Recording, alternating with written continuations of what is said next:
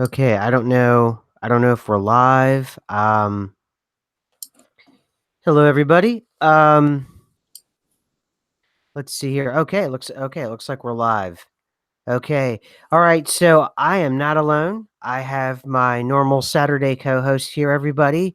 For the few people that are here, I just want to thank you for showing up like this on a random Wednesday, but it's been bothering me and I thought it was kind of important. If you can go to your CIA document, and the link is below, so you can follow along either if you already have the physical copy, or you can go to the original CIA FOIA Doc that's here. But Chick's with us. Hello, Chick. Hi. Hello, everybody. All right. So before we get rolling, let me read off first at least the for people who are always new. I want to read off the original section just to kind of orient you to where we're at, so you can kind of get your sea legs going, and then we can start talking about this topic that's been bothering me lately because I've read the document so many times. I started to think about the hologram and how the hologram is energized into life. It's charged into life like you would a circuit or a motherboard in a computer or even a sigil, however you want to look at it. But it's charged, and then suddenly there's this three-dimensional hologram in which we're all walking through, and it's what we call life.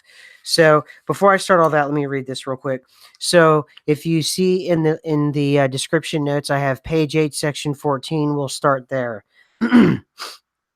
The consciousness matrix. The universe is composed of interacting energy fields, some at rest and some in motion. It is, in and of itself, one gigantic hologram of unbelievable complexity.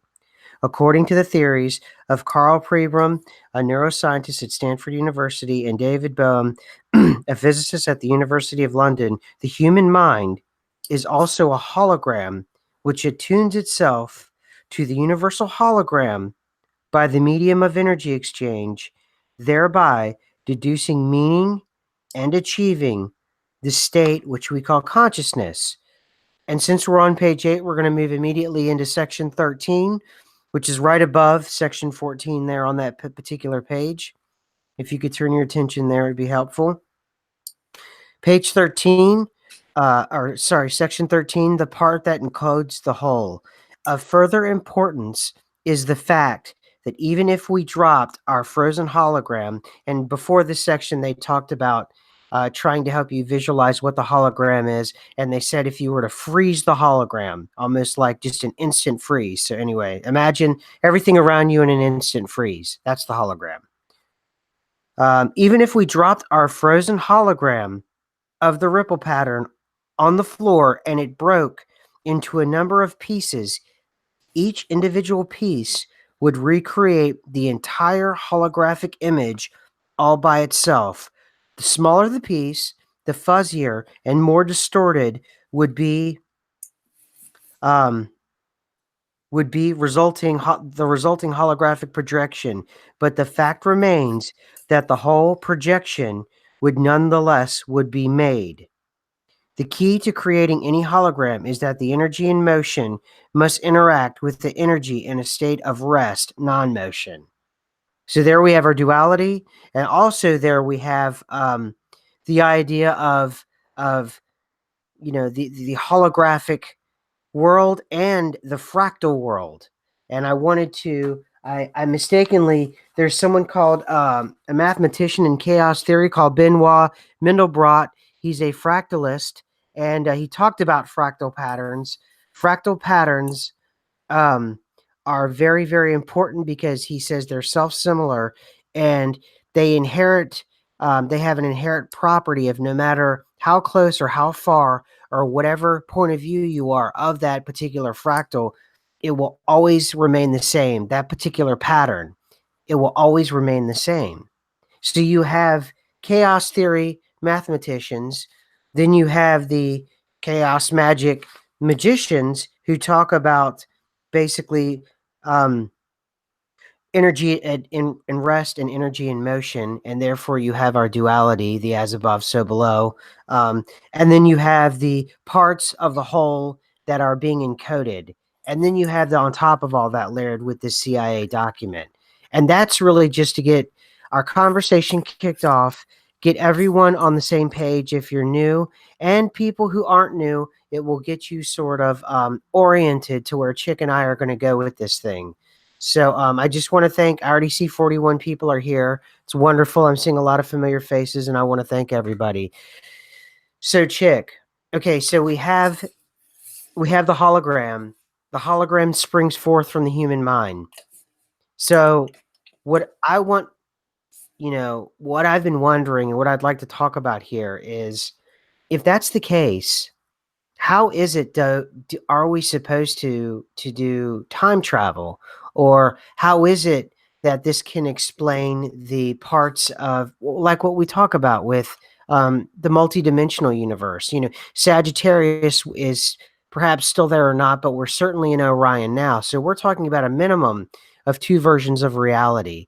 How do we square that whenever we're talking about a three-dimensional version of reality that springs forth from the consciousness? It's difficult to say about why there would be different, maybe not dimensions, but different arms of the Milky Way, as we have discovered with the Mandela effect. Right. Taking that out of the equation, I could see, well, if the hologram, if as it's being presented here, if the hologram is coming from the mind, and there are so many different, presets to different people's minds, that would explain why people, see things differently, perceive reality differently, and are almost living in different realities in the same world, or having a completely different life experience, or even physically seeing things differently than other people. However, with the consensus of reality, which, under that theory shouldn't completely happen, as in there shouldn't be a whole bunch of people from the Sagittarius arm that all recognize the similar patterns of that all recognize that it's different here, because that suggests that there is something outside of the mind that's recognizable. You know what I mean? Why would so many different Yes. minds see the same thing, project the exact same thing, remember it, and then talk to each other later, having never met, and recall it the same? So there must be some kind of perhaps energy pattern or something like that that's very similar, that's perceived in similar ways. And as in, since we've been in both realities, it can't just be completely coming from our minds, as they're saying here. Although it would be easy to think that if you were only in one, arm of the galaxy in your entire life. But if you've been in several, then okay, it's not suddenly I'm feeling weird today, so I'm just projecting a totally different world or something. It's like, no, okay, there's something specifically different about this reality versus that reality.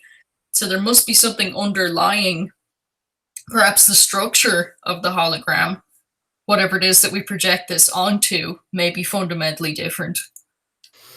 Okay, that's a good point. Good. That's a very important and relevant point that I've not even considered before. So I'm kind of free form jazzing this thing. So do you think perhaps then, okay, this is sort of I'm going off topic here, but I wonder later on in the document then, are we taught what you've just brought up? Are we talking about perhaps then, and then the absolute, the what is the case for, and what is the reason for the absolute? And perhaps that's what you're talking about, this underlying structure. The absolute can be many things. It doesn't have to be relegated to just one thing. But one of the functions of what the absolute could be is certainly something that is a builder or a great architect or whatever it could be that would put together this underlying structure like you're talking about. Almost like a traffic cop in a way, where you have different people almost in their own bubbles, as it was put, like by Quantum of Conscious, and they, like you said, you could see things different to a certain extent, but there is still sort of this base reality that seems inescapable. Well, perhaps that could be what you're talking about. I don't know. Well, it's just that, if it was something that was projected purely then we wouldn't notice any difference between the Orion and the Sagittarius arm, because in that in that particular theory, it would mean that we haven't moved. We're just staying in the same place, projecting something different. But that, doesn't really make any sense when you bring other people into the equation. My thoughts are that there are two different places. I've been over and back. But that may be a deeper layer to this whole mystery, as in when they were going through the Gateway Project, they probably weren't Mandela affected. So they probably didn't know that actually there's even another layer to all of this. There's more than just one set of fractals. There's more than just one set of, specific markers of reality. And I think when you bring that in, it becomes astronomically more complicated. Especially like we discussed before, for going backwards and forwards in time and discrete observations. Oh no, discrete targeting, as they're calling it in the document. Yeah. If you're not from this place, then who's to say that this place is what you'd be observing if you clicked out? Yeah, absolutely. And that's something that's actually part of the sections here that I have in the description. What you've touched on there about the observer, more or less, and how that could actually change things. But perhaps maybe there is some underlying structure, but it goes back to the fractals, maybe that each person, right, is, let's say, like a petal on a flower. I'm just trying to get something in my mind here. And if you were to add, if you were to hand draw a flower on a piece of paper, and you were to draw one circle and then one circle within the next circle, and then the one circle within the next circle, almost like you would draw a daisy, and then the next circle within the next circle, and they would all cross over a little bit at each point, and then you go into a circle. You have something like a fractal pattern, a real basic one, but you also have it where each of those, or maybe they're oblong or ovals, and they're all touching at one end of those those oval shapes, and then where they all touch. That's what observable reality is. And at the other end of the oval shape is you, the consciousness. And what I was saying, like the Overton window, like spiritual, or the Overton window for what we say is consciousness, that's what that is, and how all of that overlays. But even so, your point about there has to be some sort of structure moderating that, a traffic cop, more or less, that moderates that and makes sure that the rules of the road are observed. So that's something new I've got to write down that I've never considered before, what you brought up here. So, but what do you think of that? What I brought up, that visual image of that, everything kind of laying over at one point, even though one point is still independent. It probably is. It's difficult to kind of completely visualize everything all at the same time, because we're talking about like extra dimensions, but it probably is a structure similar to that, wherein there are all these different points, and at one certain point you could observe many different things, or one thing, but they're all accessible within one singular point. Yeah. Yeah. Someone brought up sacred geometry. Absolutely. Fibonacci. Yeah. The flower of life. Perfect. That's it. That's it. Yes. Perfect. So the flower of life, Fibonacci. Yeah, absolutely. All of those things. So that's what I'm talking about. And I'm thinking about is that we've got that crossover, and as that crossover happens, if you have a room and you have four people in that room, even though they all four have a different interpretation of that room, they're still kind of making that room what it is, so to speak, or that energy. All right, so I was going to move on to page 18 real quick, and maybe we can add some layers to this conversation. All right, page 18, section 25, top of the page. So we go with, by reflecting on this model, it becomes possible to see how human consciousness, brought to a sufficiently altered, and it has in parents focused state, could obtain information concerning the past, present, and future, since they all exist in the universal hologram simultaneously. In the case of the future, because all of the consequences of the past and present can be seen coming together in the hologram, such that the future can be predicted or seen with total accuracy. Moreover, it is possible to see how the implosion of energy patterns would cross and recross to create an incredibly complex four-dimensional hologram or torus in spiral shape in reflection of the multidimensional developing pattern of evolution. And then if we go back to page 18, section 26, it's a very simple sentence, but it's so important. Consciousness is the organizing and sustaining principle that provides the impetus and guidance to bring and keep energy in motion within a given set of parameters so that a specific reality will result. Now, from what we were just talking about, this is incredibly important because then we start getting into that idea of the ability to manipulate reality, Mandela effects, cause Mandela effects on purpose or whatever, because it says here, so that a specific reality will result.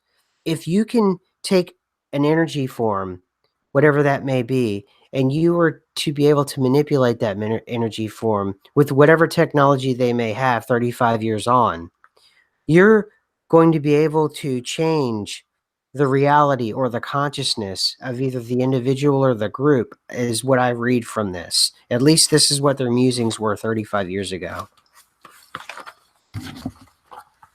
I wonder how successful they were with that, or what technologies they came up with, like you said, in the 35 years since.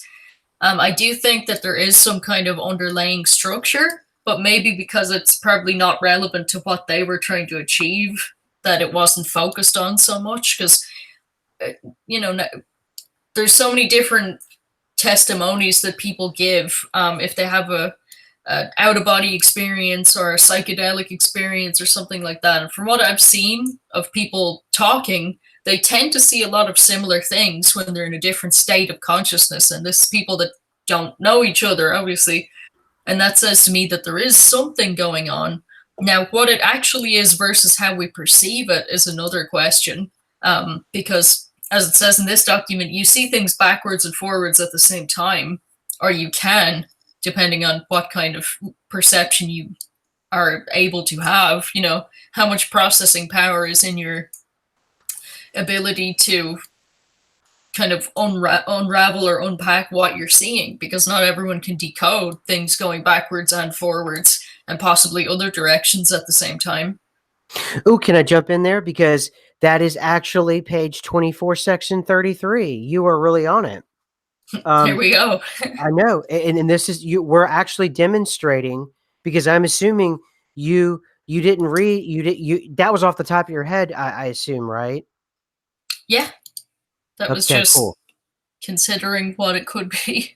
Okay, perfect. So we're demonstrating exactly right now, because here I go, page 24, section 33. All of us know, and we've experienced all of these things. So what she just said, I'm going to demonstrate in real time for all of us.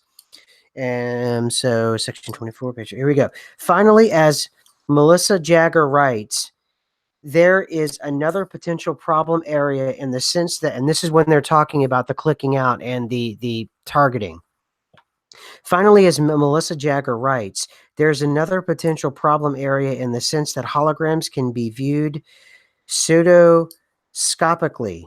That is to say, inside out or backwards, just as well as they can be seen in a prior perspective. So that's exactly the issue that you just brought up. That also plays, and again, we have the cross sectioning of the occult, where you need to be able to read backwards and forwards. And I think one of the more famous accounting of that everybody will know would be Aleister Crowley, who spoke of being able to read backwards and forwards. And that's just a very popular practice within certain circles anyway. So what you brought up is actually exactly what they were talking about. I wonder, how can I even say this? I wonder if they have any practices for teaching a mind how to, look and concentrate at several different points at once. It is like trickier than people would imagine. But I mean, I didn't see it anywhere in there. I did see the mention about backwards and forwards at the same time, but I think if people could concentrate on a couple of things at the same time and keep that going, they would probably be able to exercise that facility a lot better to be able to, if they are, whoever it is that may be doing these right now. For example, like if you know something off by heart and you can repeat that, and then at the same time maybe count numbers, and then at the same time like add another layer to that and see how many you can concurrently do without messing them up. I think that's probably the kind of facility one would have to build to deal with this stuff, because in, outside of the kind of repressed state, in an OBE experience, at least, I don't know about other experiences like psychedelics, so I don't know, I've just heard people do testimonies about stuff, but at least in the OBE kind of world, it's a lot more, what would you say, like open-ended, as in it's not as simplified as here. So I can imagine if someone was going to do deliberate targeting of things, their level of concentration would have to be amazing to be able to keep focused enough to be able to, deliberately do something like that. And I don't know if that's a matter of practice or a matter of just if people have those skills to start with. But it doesn't really go into that. They were just saying that, oh, some people were gifted and they were able to get most of the 10 numbers in a serial code when they did that particular experiment, but they weren't able to get all of the numbers. That's true. That's true. And they were having difficulty doing that. So okay. So do you think there's a possibility, giving just the amount of synchronicities that seem to be happening? And I've noticed other channels, a lot of other channels that I follow, they're starting to notice that something changed around early March. And are you still able to hear me, Chick? Yeah, I can Okay, still hear you. okay. My machine was saying buffering. I just wanted to make sure. So other channels I watch that have nothing, absolutely nothing to do with the Mandela effect. Um, they were talking about, they're noticing that something has changed or something is changing. And I wrote in the comments section, and no one paid attention, that perhaps you're experiencing a Mandela effect shift. And that's the closest I get to proselytizing, because I know that I want to practice what I preach and not proselytize ME, because ME can be fairly traumatic. And I think people should naturally come to the Mandela effect themselves. And then once you're here, you'll eventually work your way over to, our stuff. But anyway, the point is, I'm noticing now more and more people are looking. They're beginning that process like we all, I imagine all of us in me started. When it happened, we noticed something was off or something was wrong or you didn't feel right. And then eventually you'll have that moment where you won't understand what's going on, and you'll feel very uneasy because your memory is not matching what reality is showing you. And I would go as far as to say, by reading this document now over 30 times, that I almost get this image in my head of the fractal hologram. There's multiple fractal holograms. They all are crossing over, like that flower petals I was talking about. And within them, there are other holograms and other fractals. And then within each human being surrounding us, we are our own fractal and we are our own hologram. And within that, we overlay one another and we create consensus. The Mandela effect is a breakdown of the consensus. It's like I said, before I knew, I didn't know how it would play out, but it's a dissolving consensus. And because that's important, it's showing that there was some kind of breakthrough made. And it seems to be within these shifts, it seems to be maybe at this point systematized, although we haven't, other than the Schumann, we haven't been able to um, really be able to predict it with any kind of accuracy. But that may be something that is forthcoming anyway. And just by talking to it, maybe somebody with a particular skill set will be able to kind of take those EMF and Schumann resonance Twitter feeds and kind of overlay it over some kind of calendar that perhaps that they're, I'm just throwing that out there if somebody's listening, perhaps. I don't know. I don't know. But I'm thinking that, so we have these patterns, and we're starting to see the synchronicities more and more. More people that aren't MEs are starting to see it. And I'm also seeing this real unveiling of powerful people being shown for what they are. And I don't know if that's, I'm starting to trust my gut more, so I'm bringing it up more freely. What do you think? I think there's some very obviously, like when you already see that there's something weird going on, then you don't have as much sensitivity to that. But I have seen people mention like that they think that there's a different energy or that there's something going on that's not quite tangible. Like they're Mhm. searching for the words, but they're trying to say like something is different, like I'm seeing something go on. And they may not be Mandela affected yet, or they may never, be Mandela affected, just depending on, whether or not they're ready for that, or whether or not they're even at a point where seeing that is part of their journey or part of where they are. I agree with you. I think that you have to be ready for it. You have to be at that point already.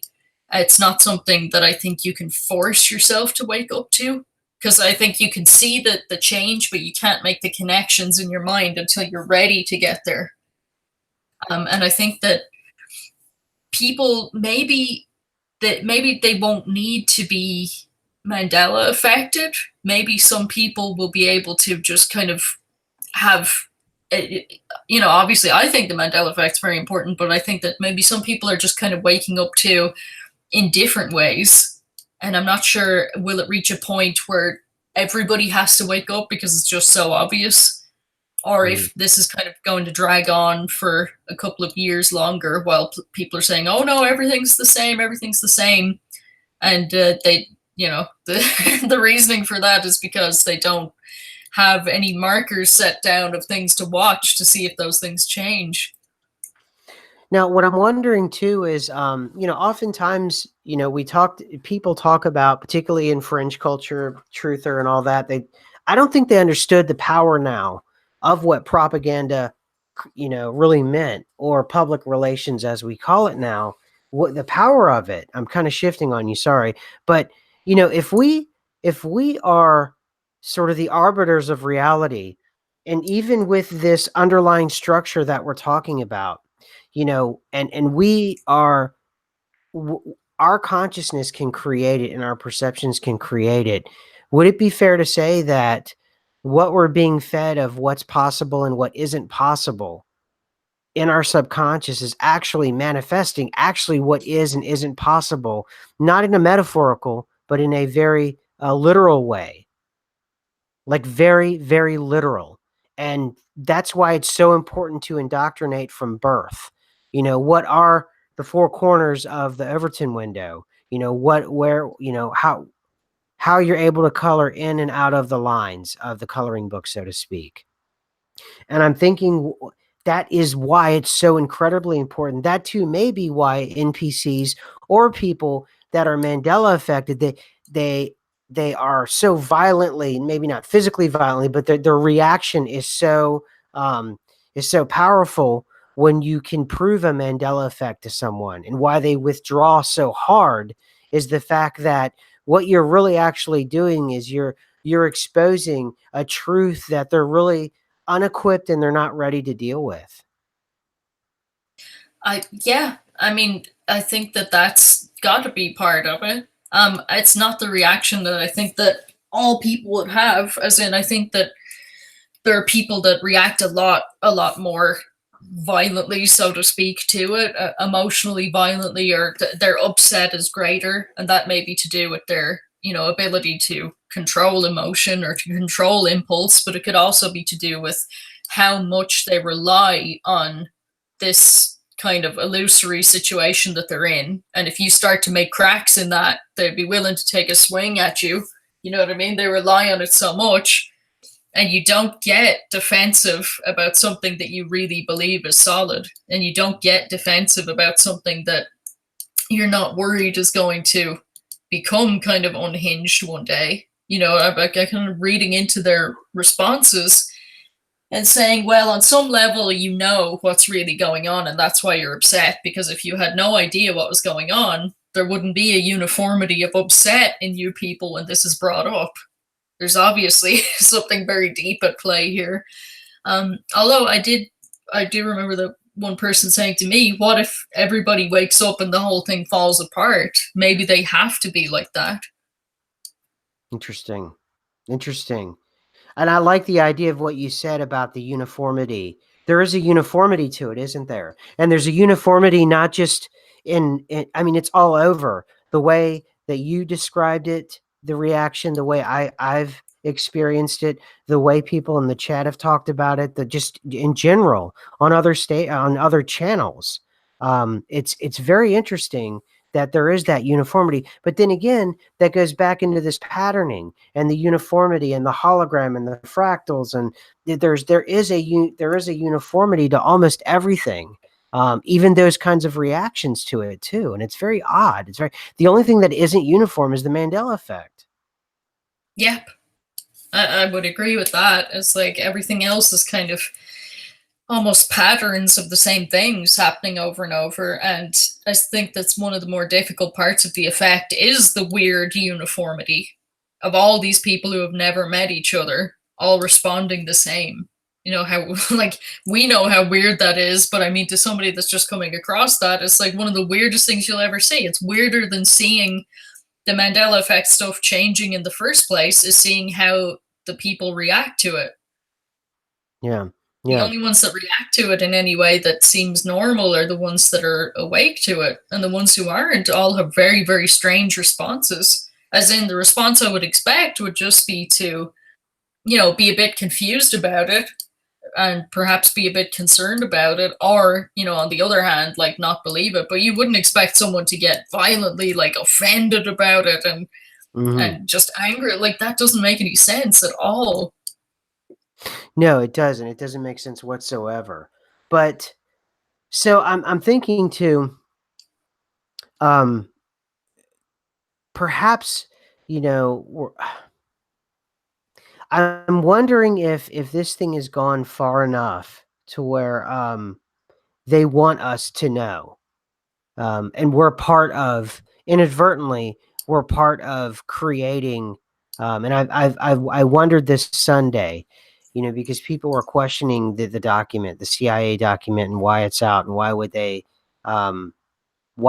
want us to know? And I started to think about that, and I'm thinking they want the document out, they want us to know, and they want us to.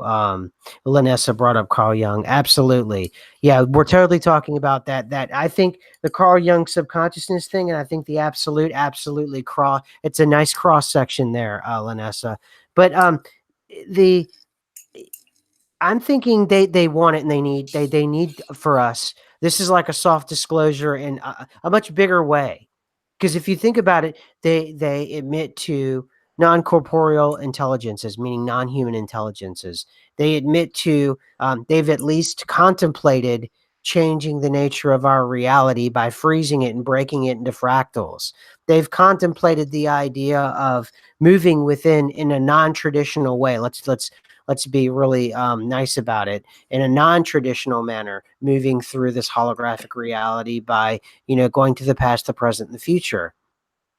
And also too about the relative fractal idea of this reality, that perhaps the idea of breaking it off, and people talk about in, you know, popular conspiracy culture of a breakaway civilization. They have no idea how breakaway it could potentially be.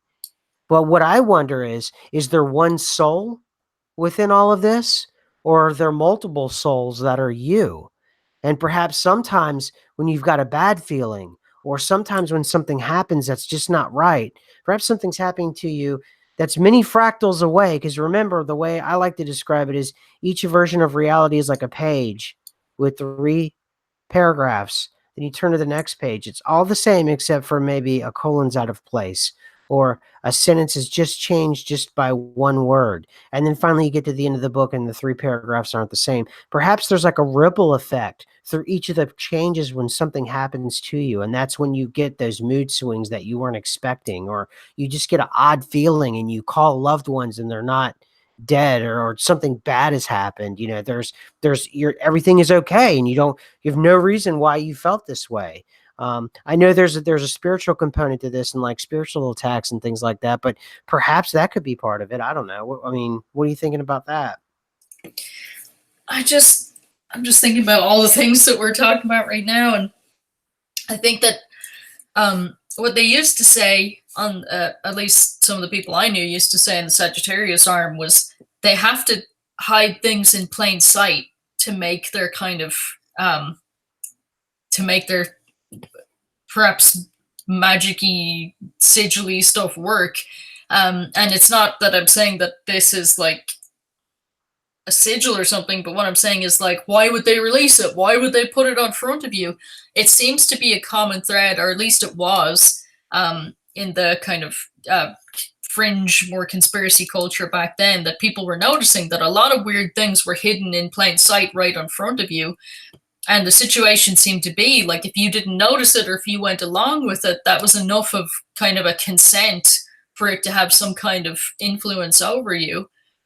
And now with this kind of situation that we're looking at here and saying, well, perhaps the media and the things that are put on front of people actually influence what's going on here.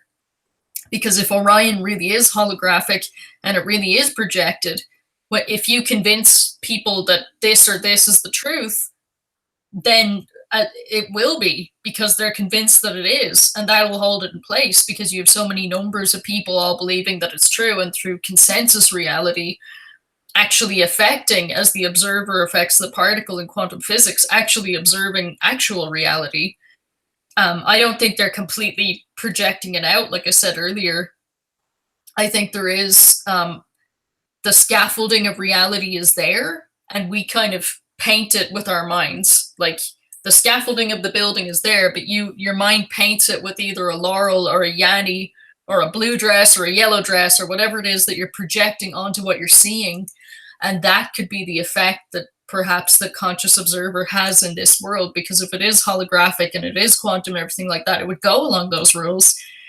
And I do wonder if this is kind of hidden in plain sight because they know that people, I mean, they didn't know in the 80s, but what I'm saying with something like this being right in front of us right now, so many people would have access to this because it's publicly available, and they're sure that probably only 1% of the population, or far less than that, will ever bother to look at it or read it.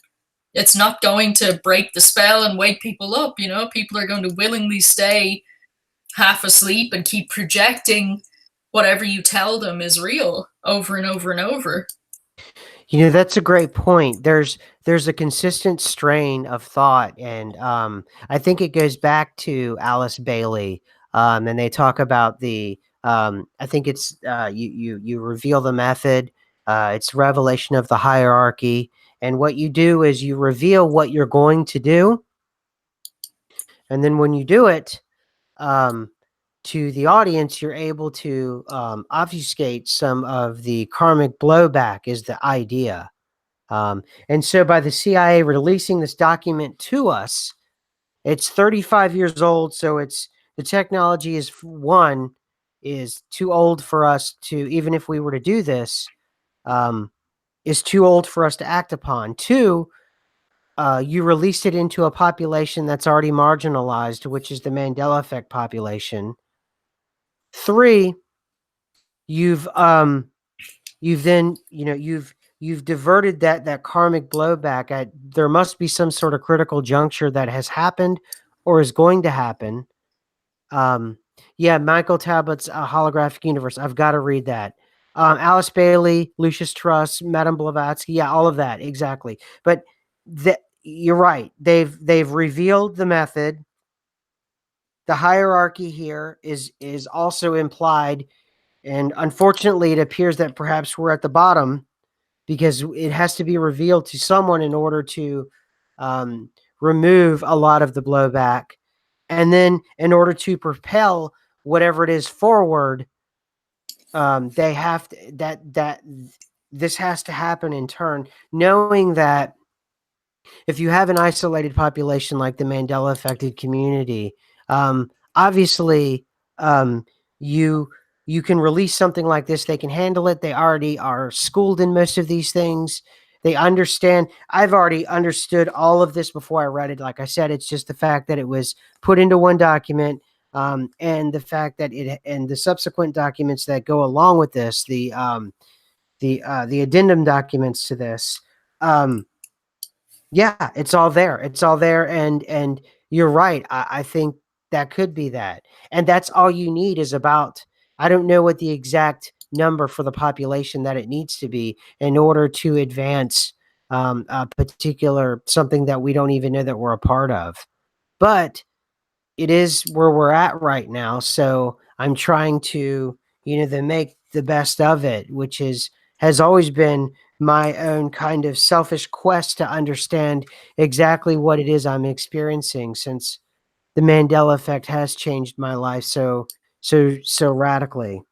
So I think you've revealed something pretty important there. Thank you. I I think that people are kind of, like I was saying earlier, perhaps on a mass scale, waking up in a different way, as in they're not seeing the Mandela effect or looking at the holographic aspects of the Orion reality, but a lot of them are saying, "Oh, I don't believe what the media is telling me, or I don't believe what the voice of authority is telling me, or I have second thoughts about that." And I think even that would kind of disrupt the constant projection if that's what's going on. Um, and I think that if that continues and people are not unified in what they think, it's not, it's not a unified signal or projection, then you're going to have more and more distortions and more and more kind of fragmentations off of what's being majorly projected. And I kind of go into all these different mind spaces thinking about this of like, okay, well, people who are kind of operating at different frequencies, they'll see things that are similar within that bandwidth to other people that are projecting what they're seeing. And maybe that's kind of why people like different types of music. They resonate with this or that. Or people like different topics, they resonate with this or that, because none of it is tactile, no matter how tactile it seems. And I always think of the dime example when we go into that. I mean, what's more tactile than a dime in your pocket? And that was a big moment for me, even though I'd seen countries change and everything like that, was the dime in my pocket changing from Eisenhower like the day before. And just me staring at it and staring at it and staring at it and saying, I touched this with my fingers and yet it changed. Or I've changed location completely. So these aren't even the fingers that I used yesterday, and this isn't even the coin that I touched yesterday. And I don't know, that was a big breakthrough moment for me. Yeah. And it could Yeah. be a projective issue, or it could literally be a Sagittarius versus Orion issue, or there could be something very strange going on where perhaps the Sagittarius reality was retired, so to speak, and we got, forcibly transferred to a different arm. Oh God, I know you've read that document quite a bit because that is so like CIA lingo when they say perturbed. Perturbed is like you blow up like half a town and they call it we perturbed. So you said retired. That's like they made an entire arm of existence go boom. So Wouldn't be you have read this surprised. document. Gosh. What's that? I was gonna say I wouldn't be surprised. Oh my gosh. Oh If an my entire gosh. arm of reality was retired, so to speak, and that's all they said about it, like I one love line it. in a FOIA document somewhere, the Sagittarius arm was retired. Oh gosh. And then yeah, I wonder if we are part of because well think about it is very odd. Okay. Look at it this way. Okay, we can take this into territory I didn't expect because we're so far in the video and people who are here with us in the chat, they're pretty much regulars. So we got Lanessa, Dick, who else do we got here? I think we have the readers here, which is awesome. Just calling out some names to people that I appreciate and I see all the time. Mishka, thank you. Odin, hello. Um, Baked and Awake, I'm glad that you're on board and you just found the community. Appreciate it. Hello, Mike. Hey, Helen Skygazer. Who else do we have here? PG2424. Welcome. Digital Intel, if I hadn't already said that. If anybody I missed in your regular, thank you, thank you, thank you for being here. But I think we're far enough. Oh, who is this? Sharking? Shark Ticon? Nah, that's awesome. Great name, man. Um, Long Reach One, thank you. Um, so anyway, hey, I'm this Dead. What's up, Dead GPK? How are you? I said the reader. Hello, hello. Who else? I am Ohm. Awesome. Hello. Let's see. We have Michelle. I've had shifts while I'm awake and observed it, and I've heard no one talk about this. So I would like to share. I call it real time shifts. Hey, Michelle. Hopefully, I'm saying your name correctly. I've experienced real time shifts in that I can tell you this. Um, the morning I woke, there was a morning where I woke up, and by the end of the day, I knew a shift had taken place, and everything around me wasn't the same. I could that much I can give you, but most of the shifts I do notice from when I go to sleep. I've never noticed like like I think Crow 777. He saw what I think was a shift was he sees a moon. He saw that moon ripple, that really famous moon ripple. If everybody's seen that, but I think that was he was witnessing sort of a fractal change or a shift. Like I view Mandela shifts now like a Rubik's cube, and it shifts and it changes. You've moved the Rubik's cube. The lunar wave, exactly. Crow 777. I think that's what that was. And I think anything, and I go back to whenever I go on Unbiased and on the Fence on the next Monday. I think it's the 18th. Well, I'm going to say that a lot of these things are the Mandela effect, and now we sort of have a hub to the spokes, so to speak, and all of this can be described that way through IMI and then buttressed up through the CIA document. So that I can say, and that I do believe. Whether I'm right or not, I don't know. It just seems to be all of this is connecting. And like Chick was saying, there is a broader population. It's almost in stages where they're waking up, or now I just realized this. There's almost not stages, there's different populations. Like there's a stage we think there's going to be an advancement, and perhaps there's not. Because one thing I was going to say about this population, we've all come together and we all have about medium to advanced knowledge of, some pretty hidden or esoteric or occult or spiritual, whatever your flavor is. We're all a lot of us have had OBEs. A lot of us have had these kinds of paranormal things happen to us. We're a very distinct population. And that could be one of the reasons that we're mature enough to understand and take this document. And that could be one of the invisible barriers why this document may never leave this population. And we have to accept that possibility. What do you think, Chick? Do you think that the ME community itself is very specific in terms of its understanding, an advanced understanding of how existence really works? That's what I'm thinking. I think that even though there's extensive research and experimentation and everything going on in these documents, I don't think that these people were Mandela affected. I don't think they had access to that kind of information. I think they had access to the Orion arm and whatever was available there. And maybe that's why they would see different variations come in the information that they would collect from time to time, because it was probably different Orion Earths that they were getting things from, close parallel places. But I think for us, it's like a dimension deeper. I think we're kind of saying even though this is a fractal, there are other layers of existence in fractals that far reach beyond the scope of this. And because we understand that to such an extreme degree, we can understand that there are even more levels to existence. and basically areas where consciousness is existing that we haven't even accessed, but we know it's there because we've been from one place to another.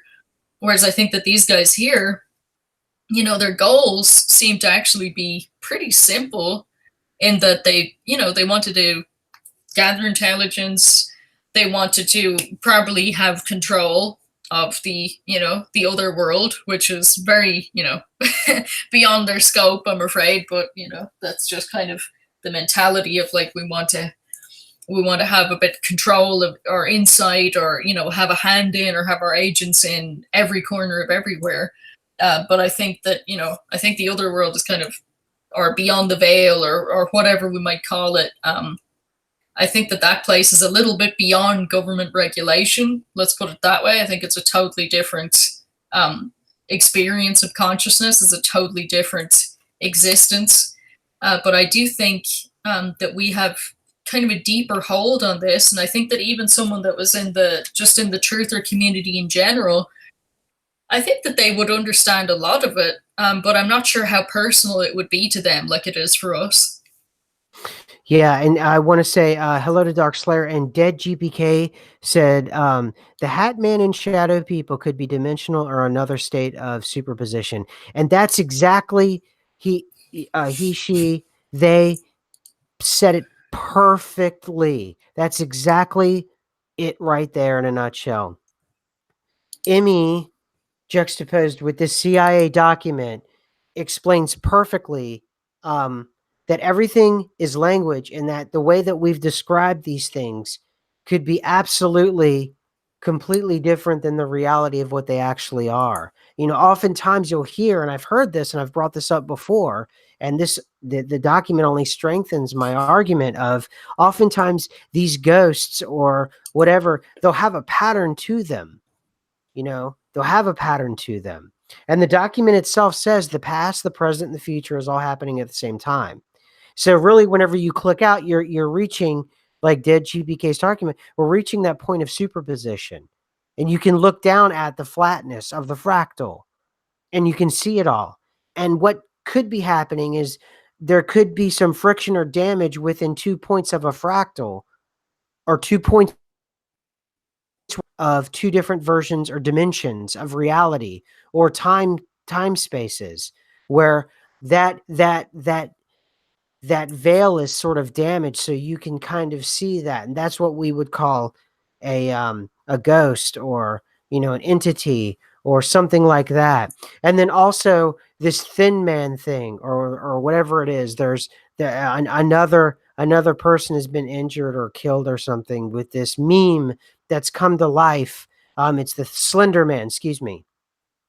So you have that meme that's come to life. And then we also have this new version of magic with the K of mimetic magic, which itself is just a digitalized form of charging a sigil, and you're using the you know, the mass communication of it too, which makes it so powerful. And that's why you had the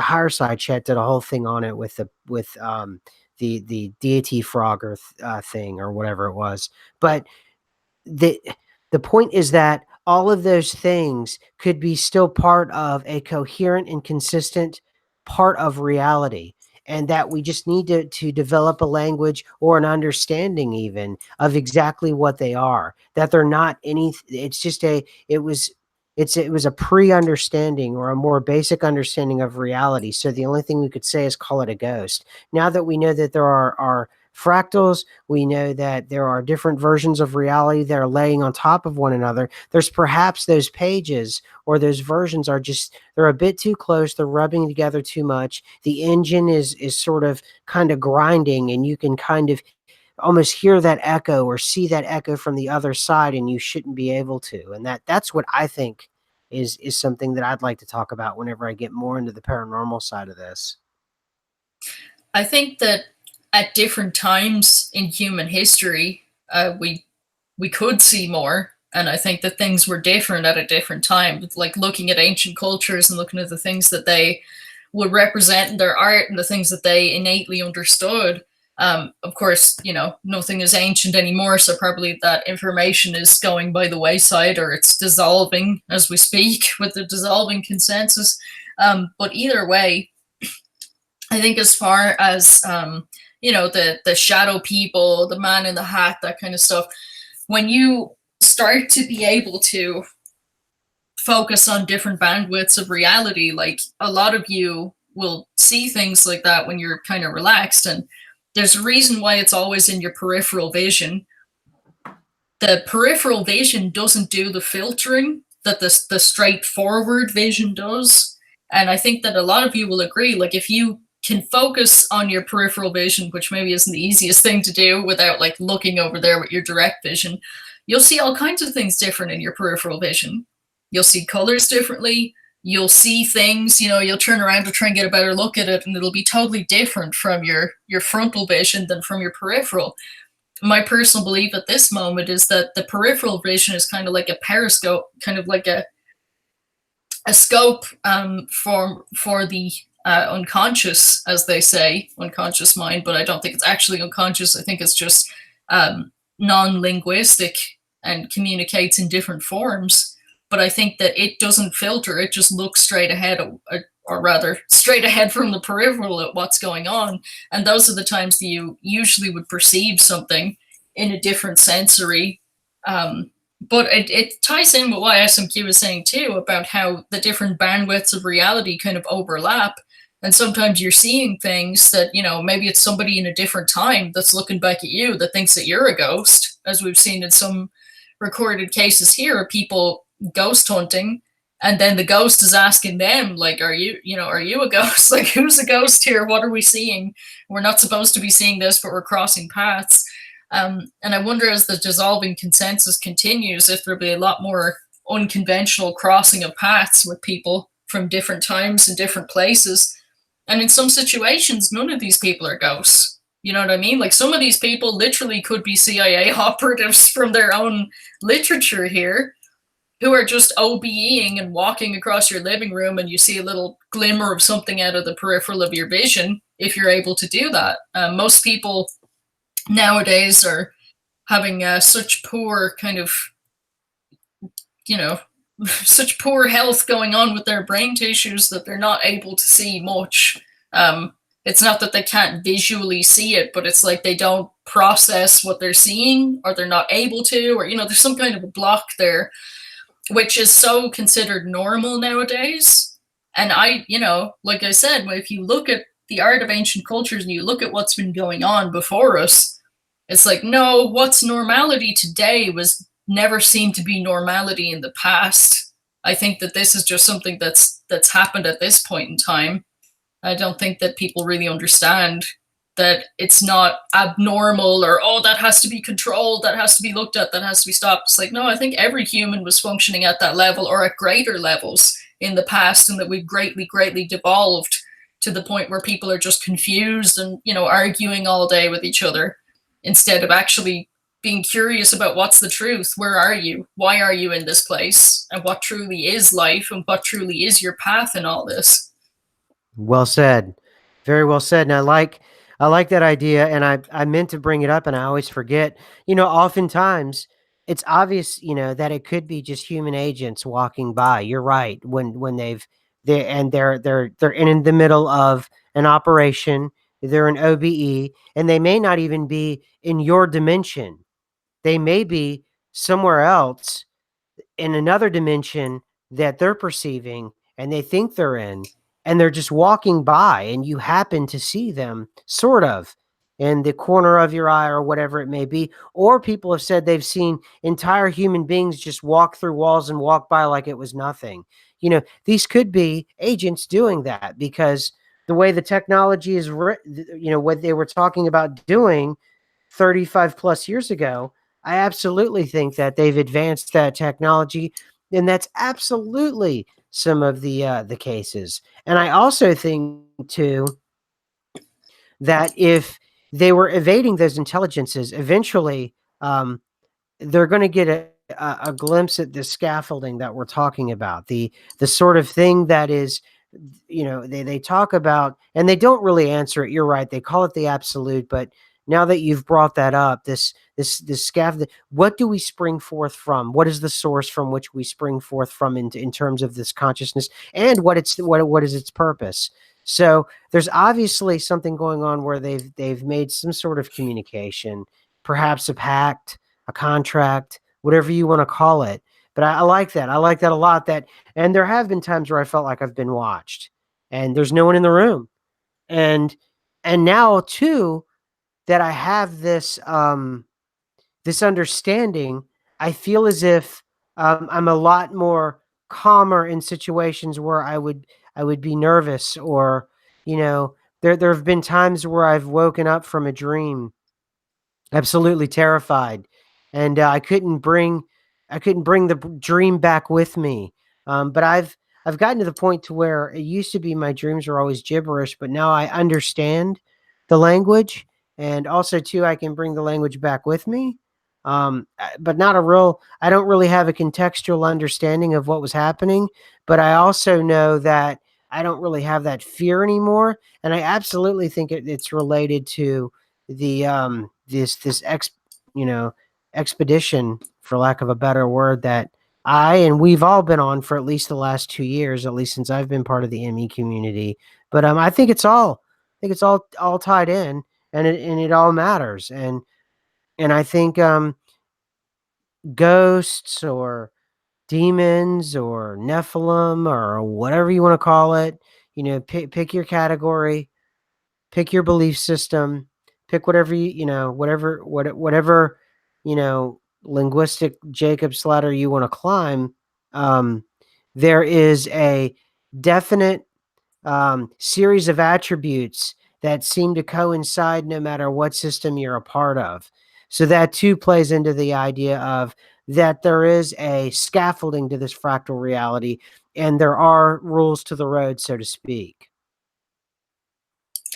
Yep. And I wonder if we'll ever get some glimpses at the true reality. You know what I mean? I have this kind of uncomfy feeling when I start thinking about this too much, about how, it's almost a situation where, are you just, so to speak, like in a house with blank walls, and you're just kind of projecting everything onto it, but you have no idea what the house looks like, even though you've been wandering around in it all your life, because you can't see it. All you can see is what you're projecting and what you're kind of hallucinating, and what you truly believe that that's real and that's what's going on. And then when you're Mandela affected, you get glimpses of, okay, there's reality beyond what's directly under my nose.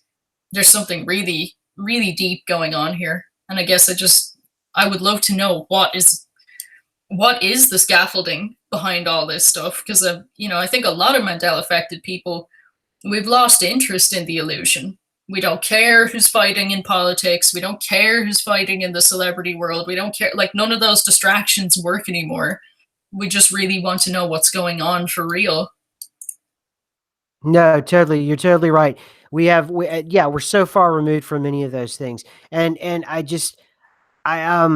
was reading the chat here, and it's interesting. We've really opened the door here to different kinds of forces, and I think a lot of forces are really convinced in what they believe, and I think that's entirely a good thing, because it helps you cope. It's a good coping mechanism, but it is true, and I've said it before. I hope I'm safe because I've realized I'm really not where I am. And after reading the document, I don't, I hope I'm okay and safe because I realize that I'm absolutely exposed. And I like what you said. I'm in a room, it's blank, and I'm absolutely in the dark, and I have no idea what's going on. And really, all I have is what everybody around me has told me. But they too are in the room as well, I assume. Um, so I don't, I don't know. It's a very, sometimes it can be discomforting. However, um, I try to go at this with as honest as I can. And I think there's a lot of protection in that. And there's other things you can do to protect yourself. Um, so I believe that there's a reason why we're in this population and we're being led, regardless of our spiritual background. Because I'm seeing that, different kinds of people with different kinds, very different kinds of spiritual backgrounds, we're here and we're not, copping out to our individual tropes. We're going, okay, something else is happening here. What is it? And I think, I think it's important, and I think it's, I'm just reading some other stuff here. I have 4 different Bibles and can confirm the Emmy. Yeah, Tad, we're and it's very real. Yes, yes, Emmy is very real. Um, the commentary, even the Bible says the veil will lift and men's hearts will fail them. Well, I mean, I believe OG Gamer X that the Bible is a huge faction of the Mandela effect, and the Bible itself is an incredibly important piece to this puzzle. And there's a lot about the Bible that's incredibly important, um, and that population is incredibly important, as with other populations, the occult and Kabbalah and all kinds of other things. But I understand where you're coming from, and I'm not trying to be difficult with you. Chick and I have disparate belief systems, I think, but I think we come together in knowing that there's something happening, and we understand that it's very, very real.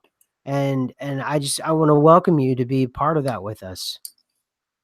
For Yes, sure. And I think that, oh, sorry. I was saying, yes, KGV is being, I would say, from what I've read, um, is being most effective, OG Gamer.